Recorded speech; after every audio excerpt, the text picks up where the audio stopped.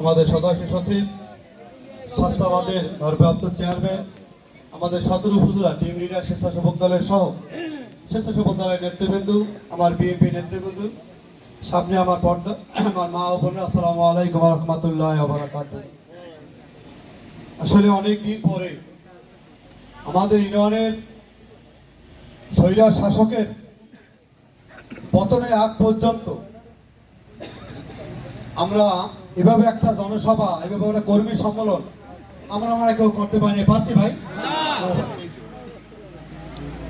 আসলে একটু কথা বলতে হয়, যেহেতু আজকে ছাত্র ইউনিয়নের স্বেচ্ছাসেবক কর্মী সম্মেলন, আমি এই ইউনিয়নের সেক্রেটারি সভাপতি মেলে আজকে 15 বছর দায়িত্ব, কিভাবে রাতারাতি পরিবর্তন হয়ে গেল। আর এই পরিবর্তনের আমাদের অনেক দলের নেতাকেও চরিত্র পরিবর্তন হয়ে গেল। কিন্তু আজকে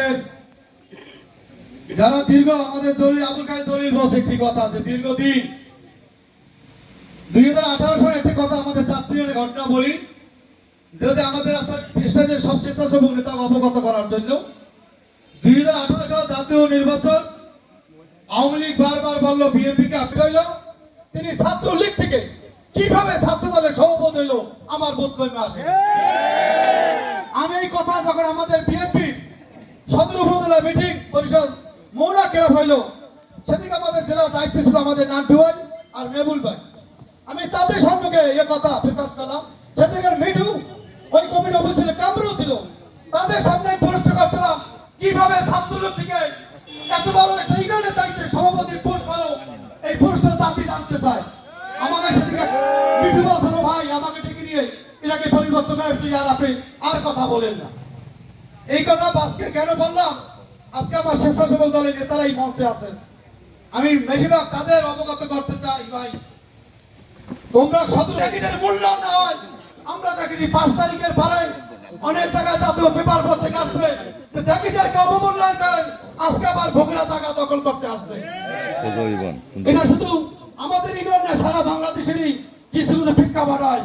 তবে আমার বিশ্বাস এখন যারা কোথায় স্বেচ্ছাসেবক দায়িত্ব আছেন, আমার বিশ্বাস তারা দেখীদেরকে মূল্যায়ন করবে, এই বিশ্বাস আমার রেখি আমি বলতে চাই। কারণ যদি পিছনের এশিয়ার তারা কেন্দ্রীয় হবে, তাদের এশিয়ার তোমরা চাও, তাদের মামলা মকর তোমার পিছনে এশিয়ার তোমরা খোঁজো, তোমাকে তোমাদের বিবেকই বুঝবে কে পোস্ট পাইতে পারে আর কে পোস্ট পাইতে পারে না। আমরা কাউকে দল থেকে বাদ দেবো, সবাইকে দলে রাখো। বেশিরভাগ যারা সুপার ফাইভে যারা আসবে তাদের এশিয়ার না দেখে যদি কারো কথায় কারো তদবিরে উপরে নির্দেশনা কিছু হয়ে যায়, এর জন্য যে খেসারত ঢাকা বিশ্ববিদ্যালয়ের মতো তাহলে খেসারত পয়সা কোনোদিন পোস্ট পাবে না, সে নেতৃত্ব পাবে না, তার নেতৃত্বে কোনো লোক মিছিল করবে না। সেই একটি তার জীবন ইতিহাসে একটা মিছিল করার ক্ষমতা তিনি রাখে নাই, ফলে তিনি ঢাকায় চলে গেছেন। তিনি ঢাকায় এখন থাকে, তিনি আর এই ছাত্রের মাটিতে রাজনীতি করতে আসে নাই। আমিও মনে করি আমি তাদের কাছে আজকে কোতালি যারা আছে আমি বিনয়ের সাথে বলতে চাই যে দেখে যেন মূল্যায়ন করে হয়।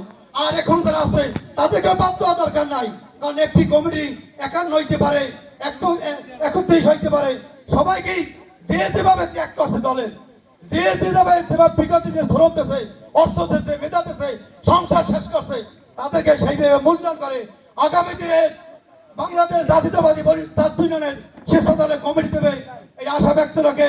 আজকে যারা সদর উপজেলার কষ্ট করে ছাত্র ইউনিয়ন আসছে তাদের প্রতি আমি কৃতজ্ঞতা, এবং আমার সামনে যারা বসে আছে তাদের প্রতি ধন্যবাদ এবং কৃতজ্ঞতা জানিয়ে আগামী ফেব্রুয়ারিতে জাতীয় নির্বাচনের জন্য সবাইকে প্রস্তুত হওয়ার জন্য আহ্বান জানিয়ে আমি আমার বক্তব্য শেষ করছি।